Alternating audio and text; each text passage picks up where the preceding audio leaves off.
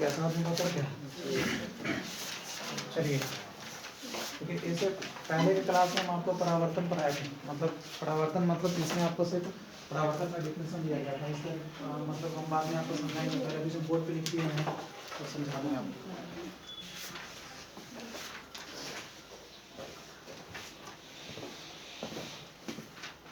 ये अभी जो हमने जितनी बातें दिखाई हैं ये परावर्तन को समझने के लिए और परावर्तन से रिलेटेड जो टर्म्स है, मतलब जो पद है, उसको समझने के लिए बहुत ज़रूरी है। आगे इसके बाद हम आपको एक टॉपिक पढ़ाएंगे इस चीज़ को पढ़ने के बाद, परावर्तन के नियम, जो बहुत ही इम्पोर्टेंट नियम होते हैं इस चैप्टर में। प्रकाश के परावर्तन में परावर्तन के जो नियम हैं वो नियम बहुत ही इम्पोर्टेंट टॉपिक है, और उसको समझने के लिए आपको सबसे पहले इन चीज़ों को समझना पड़ेगा। परावर्तन का परिभाषा हमने आपको पिछले क्लास में पढ़ाया था और परावर्तन दिखाया था उसमें। अभी भी समझ सकते हैं आप इस चित्र को। ये डायग्राम है, इसमें मान लीजिए ये किसी वस्तु है, मतलब कोई भी ऑब्जेक्ट है, उसका ये सतह है, ठीक है। जैसे हमारा बोर्ड भी हो सकता है, बोर्ड हमारा एक वस्तु है और इसका ये क्या है, सतह। तो पहले हमको समझना है कि परावर्तन का मतलब क्या होता है। परावर्तन या रिफ्लेक्शन किसको कहते हैं। परावर्तन या रिफ्लेक्शन का मतलब होता है, जैसे देखिए, मतलब किसी बिंदु से लाइट आती है, लाइट आ करके मतलब किसी स्रोत से लाइट आती है, लाइट आने के बाद वो किसी वस्तु के सतह पर क्या होती है, पड़ती है। अब पड़ने के बाद जो टकरा के लौटती है ना, इसी घटना को क्या बोलते हैं, प्रकाश का परावर्तन, ठीक है। जैसे दिन में सूरज की रोशनी में ऐनक को रख दीजिए, ऐनक को रख दीजिएगा, और जैसे सूर्य का रोशनी उस ऐनक पर पड़ेगा तो ऐनक पर टकरा करके दूसरी ओर भागेगा, ऐसा देखें हैं, ठीक है। तो इस घटना को हम लोग क्या बोलते हैं, प्रकाश का परावर्तन, रिफ्लेक्शन ऑफ लाइट, ठीक है। इसका हमने डिफिनीशन आपको दो तरीके से दिखाया है। एक तो आपको जो 10th की किताब में चलता है वो है वो वाला कि जब प्रकाश की किरण किसी वस्तु की सतह पर पड़ती है तो उसके सतह से क्या होती है, टकरा करके मुड़ जाती है, और ये जो मुड़ने की घटना है उसी को हम लोग क्या बोलते हैं, प्रकाश का परावर्तन। सपोज कीजिए हम इधर से टॉर्च मारेंगे आई पर, इस पर टॉर्च मारेंगे तो इस पर लाइट जाएगा, आई पर से टकरा करके दूसरी ओर भागेगा, इसी घटना को क्या कहते हैं, प्रकाश का परावर्तन। ऐसे ही जैसे कि मान लो एक गेंद है, एक गेंद को इधर से फेंकेंगे उस दीवार पर, तो दीवार पर से टकरा कर क्या हो जाएगा, वो दूसरी ओर भागेगा, तो इसी घटना को क्या बोलते हैं, प्रकाश का परावर्तन। ये गेंद का परावर्तन का एग्जाम्पल था। हम क्या पढ़ रहे हैं यहाँ पर, प्रकाश का परावर्तन। तो लाइट को जब मारते हैं, ठीक है, लाइट को जब मारेंगे किसी वस्तु के सतह पर जब प्रकाश की किरण पड़ता है, ठीक है, जैसे कि अभी थोड़ा देर पहले ना ये बोर्ड चमक रहा था, आपको चमक रहा था ना, चमक क्यों रहा था, या किसी को चमकता रहता है, तो उसका कारण क्या होता है कि कहीं से लाइट आके उस पर पड़ता है और टकरा के आपके आंख में जाता है, इसलिए वहां पर आपको क्या दिखाते रहता है, चमकता रहता है, मतलब स्पष्ट नहीं दिखता है।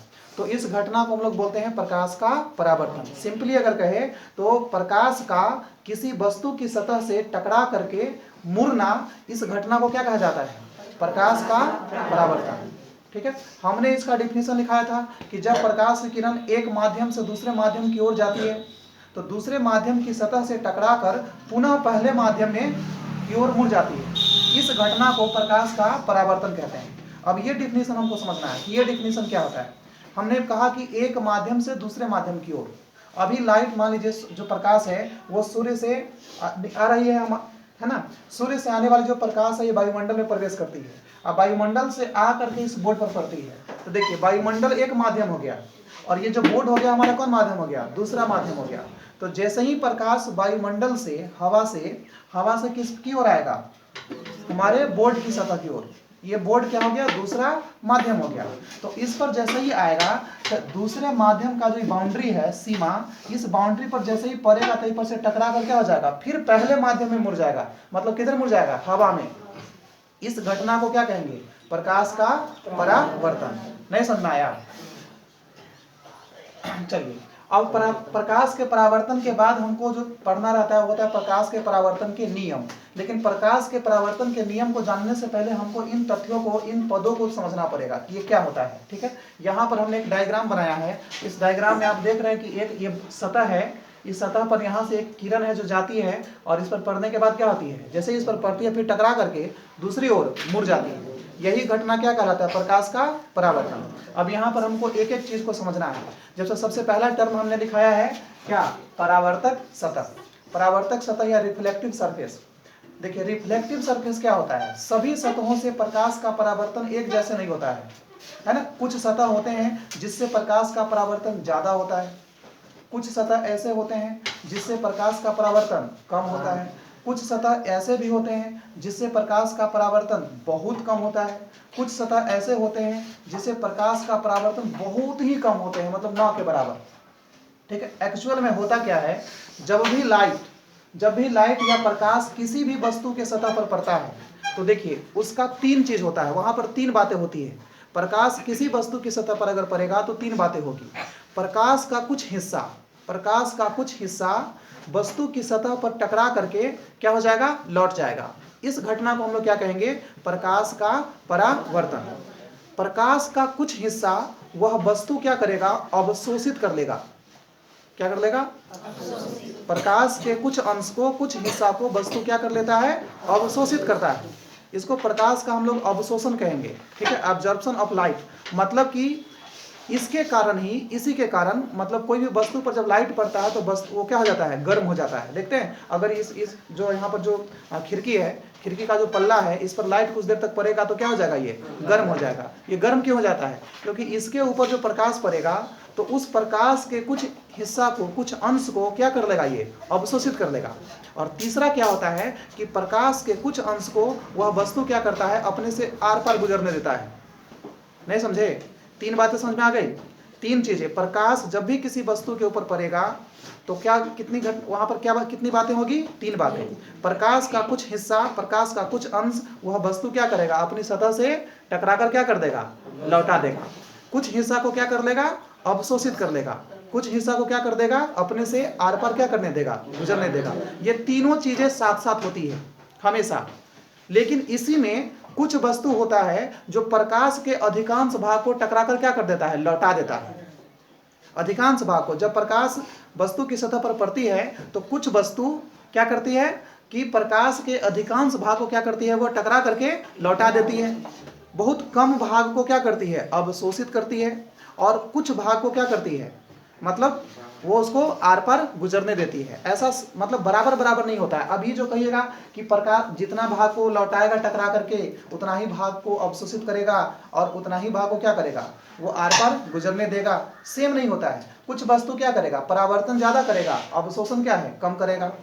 कुछ वस्तु क्या करेगा, प्रकाश को आर पार ज्यादा जाने देगा, मतलब अधिकांश प्रकाश क्या हो जाएगा, आर पार गुजर जाएगा। उसका कम हिस्सा, बहुत कम हिस्सा को क्या करेगा, वो टकरा करके लौटा देगा। जैसे कि कांच होता है, कांच जो गाड़ी वगैरह के खिड़की में जो देखते हैं लगा रहता है, घर में जो कांच वगैरह लगा जाता है, तो आप देखते हैं कि उसमें आर पार दिखाई देता है। अगर दूर से कोई आदमी देखे तो लगता नहीं है कि वहां पर शीशा लगा हुआ है ना, कांच लगा हुआ है, ग्लास लगा हुआ है, दिखाई नहीं देता है। कारण कि प्रकाश को के अधिकांश भाग को वह क्या होने देता है, आर पार गुजार देता है। गौर से देखेंगे तो पता चलता है कि अच्छा ये तो शीशा है ना।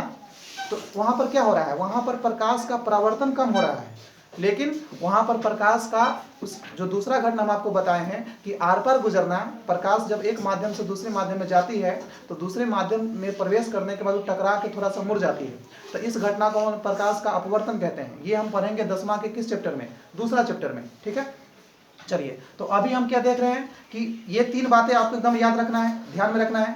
जब भी प्रकाश किसी वस्तु पर पड़ेगा, किसी भी चीज पर पड़ेगा तो कितनी बातें होगी, तीन बार। ठीक है, प्रकाश के कुछ हिस्सा को क्या करेगा, वो अवशोषित कर लेगा, और इस अवशोषण की वजह से ही वस्तु क्या हो जाती है, गर्म हो जाती है। ठीक है, दूसरा कि कुछ हिस्सा को क्या करेगा, वो अपनी सतह से क्या कर देगा, लौटा देगा। इस घटना को हम लोग क्या कहते हैं, प्रकाश का परावर्तन। और प्रकाश के कुछ हिस्सा को वह क्या कर देगा, अपने से आर पार गुजर देता है। अब ये तीनों चीजें हो सकता है कि मतलब एक चीज ज्यादा हो, परावर्तन ज्यादा हो तो वहां पर क्या होगा, अपवर्तन कम होगा, अवशोषण कम होगा। सभी वस्तुएं समान रूप से प्रकाश का परावर्तन नहीं करती है। ऐसे भी देखिए, जो सतह जितना ज्यादा चिकना होगा उस सतह से प्रकाश का परावर्तन क्या होगा, उतना ही अधिक होगा। और रुखरा सतह होगा, उबड़ खाबड़ सरफेस होगा, तो वैसे सतह से प्रकाश का परावर्तन कम होता है। ठीक है, नहीं समझे। खेत आपको देखते हैं, खेत में ताकिएगा, जोतल खेत अगर रहेगा तो ज्यादा चमकता है, नहीं चमकता है। लेकिन खेत में अगर पानी है और उस पानी पर लाइट पड़ रहा है तब देखिएगा तो क्या होता है, वो चमकता रहता है, चमकता है ना। क्या हो रहा है, जब खेत में पानी है तो पानी है, उस पर अगर लाइट पड़ रहा है तो वहां पर क्या हो रहा है, ज्यादा परावर्तन ज्यादा हो रहा है। लेकिन खेत अगर जोता हुआ है, उबर खाबर है, तब उसमें देखते हैं तो वो ज्यादा चमकता नहीं है, कितना धूप पड़ेगा तो चमकता नहीं है। क्यों? क्योंकि वो क्या है, उबर खाबर है। ये देखिए ना, आपको ये बोर्ड का सतह ज्यादा चमक रहा है कि ये दीवार चमक रहा है, बताइए क्या चमक रहा है? लाइट तो दोनों पर पड़ रहा है ना, लाइट इस बोर्ड पे भी पड़ रहा है और लाइट कहाँ पड़ रहा है, दीवार पे भी। तो चमक ज्यादा कौन रहा है, बोर्ड। इसका मतलब है कि बोर्ड से प्रकाश का परावर्तन क्या हो रहा है, ज्यादा, और इससे प्रकाश का परावर्तन कम। क्यों? क्योंकि ये ज्यादा चिकना है और ये रुखरा है। समझ में आ रहा है बात? अगर इसके जगह पर जो दर्पण होता है, दर्पण या हम लोग अपना गांव देहात में उसको ऐनक बोलते हैं, या है ना, ऐनक बोलते हैं। और कुछ बोलते हैं, बताओ? ऐना, है ना। गांव देहात में और भी अगर हमको तोड़ मोड़ के बोलना पड़ता क्या बोलते हैं, ऐना। शीशा भी बोल देते हैं, लेकिन उसका एक्चुअल नाम क्या होता है, दर्पण, मिरर। ठीक है, दर्पण या मिरर। अगर इसी बोर्ड के जगह पर अगर ऐनक लगा देंगे तब क्या होगा, बताइए? अगर ऐनक या दर्पण होगा तब क्या होगा, तब प्रकाश का परावर्तन क्या होगा, बहुत ही ज्यादा होगा। ऑलमोस्ट प्रकाश के वह अधिकांश भाग को, पूरे भाग को क्या कर देगा, लौटा देगा, टकरा देगा। समझ रहे हैं ना? तो वहां पर जब प्रकाश का परावर्तन ज्यादा होगा, परावर्तन ज्यादा होगा तो अवशोषण क्या होगा, कम, और क्या होगा, और अपवर्तन भी क्या होगा, कम। मतलब आर पार भी ज्यादा नहीं गुजरेगा। ठीक है, समझ रहे हैं ना? चलिए, तो अब हम समझते हैं कि प्रकाश के परावर्तन से संबंधित कुछ पद है। इस पद को बढ़िया से याद करने के बाद या खूब बढ़िया से समझ जाने के बाद ही आप प्रकाश के परावर्तन के नियम को समझिएगा। ठीक है, क्या होता है देखिए, ये एक चीज और ये बताए हैं, याद रखना है कि रुखरा सतह और उबर खाबर सतह, इससे इसकी अपेक्षा चिकनी सतह से प्रकाश का परावर्तन क्या होता है, ज्यादा होता है, अधिक होता है। तो हम लोग प्रकाश का परावर्तन कराने के लिए ऐसे सतह को लेते हैं जिससे क्या हो, मतलब प्रकाश का परावर्तन ज्यादा से ज्यादा हो, मतलब चिकनी सतह लेते हैं, स्मूथ सतह लेते हैं। तो यहाँ पर हमने एक सतह लिया हुआ है, एमएन उसका नाम है। देखिए, जिस सतह से प्रकाश का परावर्तन होता है, जैसे कि लाइट इधर से टॉर्च मारे और बोर्ड पर गया, टकरा करके लौट गया, तो अभी जो टकरा के लौट रहा है किसके सतह से, बोर्ड की सतह से। तो बोर्ड की सतह को क्या बोलेंगे हम लोग, परावर्तक सतह। क्या बोलेंगे इसको, परावर्तक सतह। समझ में आ रहा है कि नहीं आ रहा है? अभी लाइट आ रहा है, सूर्य का लाइट इस दीवार पे पड़ रहा है, सूर्य की लाइट दीवार पर आ रही है तो, और उसको टकरा कर क्या कर देती है, मतलब वो लौट जा रही है, ये लौट जा रही है। तो अभी जो दीवार है हमारा, दीवार क्या कहलाएगा, परावर्तक सतह। समझ में आया कि नहीं आया? जिस चीज पर, जैसे ये मान लो कि ये सब, उसको ये नोटबुक है मतलब कापी, अगर इसके सतह पर लाइट आएगा, ठीक है, लाइट आएगा इधर से, आई पर आएगा, टकरा के उधर लौट जाएगा। ठीक है, तो हम क्या कहेंगे इसको, ये जो हमारा सतह है ये क्या कहलाएगा, परावर्तक सतह। समझ में आया कि नहीं आया? तो परिभाषा लिखा हुआ है कि जिस सतह से प्रकाश का क्या होता है, परावर्तन होता है, उस सतह को परावर्तक सतह कहते हैं। यहाँ जो चित्र बनाए हुए हैं डायग्राम में, जो एमएन है, इस एमएन को हम लोग क्या बोलेंगे, परावर्तक सतह। समझ में आ रहा है ना? अब चलिए, परावर्तक सतह समझ में आ गया, सबको समझ में आ गया ना? मतलब जिस सतह से प्रकाश जिस सतह पर पड़ेगा और टकरा के लौटेगा, उस सतह का नाम क्या होगा, परावर्तक सतह। अगला नेक्स्ट हमको समझना है आपतित किरण। आपतित किरण, इसको इंसिडेंट रे बोलते हैं, आपतित किरण या इंसिडेंट रे। ठीक है, आपतित किरण या इंसिडेंट रे किसको कहेंगे, ये समझते हैं। ठीक है, देखिए, जैसे प्रकाश की किरण इस बोर्ड की सतह पर पड़ा, तो इस बोर्ड की सतह पर पड़ने वाली जो किरण होगा ना, उस किरण का नाम होगा आपतित किरण। आपतित किरण मतलब आने वाली किरण, आपतित किरण मतलब आने वाली किरण। ठीक है, टॉर्च का छर्रा मारेंगे दीवार पर, तो टॉर्च से निकल के जो प्रकाश का बीम जाएगा कहाँ, उस दीवार पर, तो दीवार पर जो बीम पड़ेगा ना, उस बीम का नाम क्या होगा, आपतित किरण। समझ में आ गया ना? ठीक है, चलिए, तो आपतित किरण, यहाँ पर जो डायग्राम हम बनाए हैं, इस डायग्राम में ए बी क्या है, ए बी हमारा आपतित किरण है। क्लियर? आपतित किरण के बाद हम लोग देखेंगे आपतन बिंदु। ठीक है, पॉइंट ऑफ इंसिडेंट, आपतन बिंदु या पॉइंट ऑफ इंसिडेंट। ठीक है, पॉइंट ऑफ इंसिडेंट को समझने के लिए हम आपको एक छोटा सा एग्जांपल दिखाते हैं। जैसे देखिए, ये हमारे हाथ में मतलब मार्कर का टॉप है।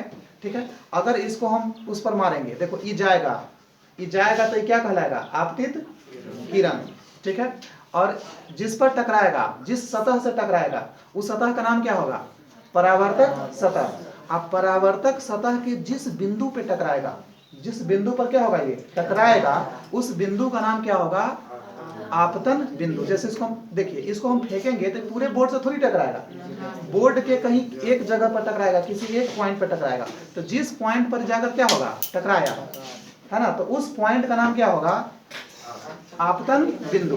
तो जो प्रकाश की किरण है, प्रकाश की किरण जिस बिंदु मतलब आपतित किरण परावर्तक सतह के जिस बिंदु पर पड़ती है, ठीक है, आपतित किरण परावर्तक सतह के जिस बिंदु पर पड़ती है उस बिंदु को हम लोग कहते हैं आपतन बिंदु, पॉइंट ऑफ इंसिडेंट। तो ये जो डायग्राम है इसमें पॉइंट जो भी है, देखिए ये जो किरण है आपतित किरण ए बी, ये ए बी किस बिंदु पर गिर रहा है, पड़ रहा है बी पे, तो बी को क्या बोलेंगे हम लोग, बी को बोलेंगे आपतन बिंदु।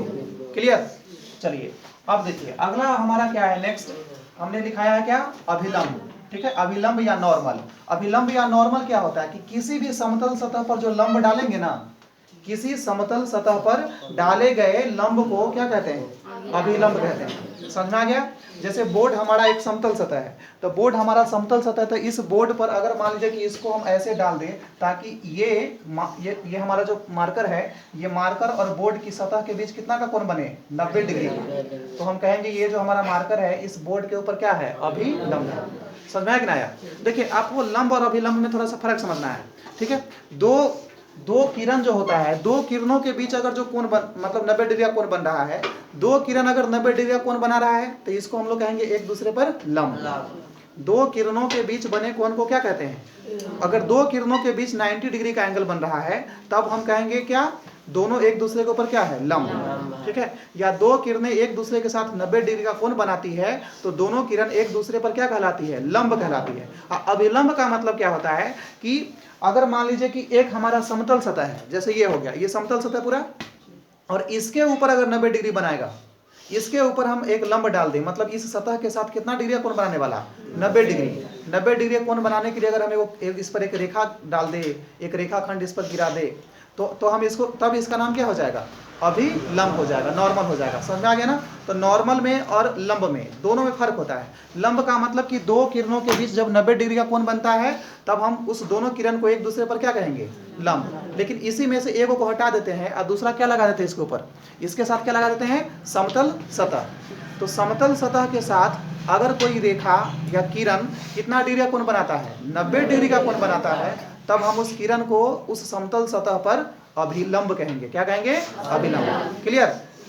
चलिए, तो अभिलंब का मतलब परिभाषा लिखा हुआ है कि समतल सतह के किसी बिंदु पर डाले गए लंब को अभिलंब कहते हैं। यहाँ देखिए ये जो हमने बीडी देखा है ना, बीडी, ये जो बीडी देख रहे हैं ना, ये बीडी क्या है, इस बिंदु बी पर ये सतह है परावर्तक सतह, इस परावर्तक सतह के बी पर ये बीडी क्या है, लंब है। तो इसी बीडी को हम लोग यहाँ पर लंब नहीं कह के क्या बोलेंगे, अभिलंब। क्लियर। चलिए अगला हमने लिखा है आपको क्या, आपतन कोण। ये बहुत इंपॉर्टेंट है, आपतन कोण या angle of incidence. Angle of incidence किसको बोलेंगे, देखिए आपतित किरण, अभिलंब, आपतित किरण और अभिलंब द्वारा आपतन बिंदु पर बनाए गए कोण को आपतन कोण कहते हैं। सिंपल डिफिनेशन है, एकदम इजी है, एकदम नॉर्मल है, याद रखना। ठीक है, किसको कहेंगे, समझ लीजिए, आपतित किरण और अभिलंब, आपतित किरण और अभिलंब द्वारा कहां पर, आपतन बिंदु पर, इस बिंदु पर देखिए ना, इसके द्वारा, अभिलंब के द्वारा और आपतित किरण द्वारा यहाँ जो कोण बन रहा है, इसी कोण को हम लोग क्या बोलते हैं, आपतन कोण कहते हैं। समझ में आ गया। आपतन कोण किसको कहिएगा, फिर से, आपतित किरण और अभिलंब द्वारा कहाँ, आपतन बिंदु पर बनाए गए कोण को क्या कहते हैं, आपतन कोण कहते हैं। यहाँ इस आकृति में जो angle A B D, angle A B D है, इसी एंगल ए बी डी को हम क्या कहेंगे, आपतन कोण कहेंगे। आपतन कोण को जनरली आई से सूचित किया जाता है, स्मॉल आई से, छोटा आई से। क्लियर। चलिए ये हमारा आज कितना आज का रहा,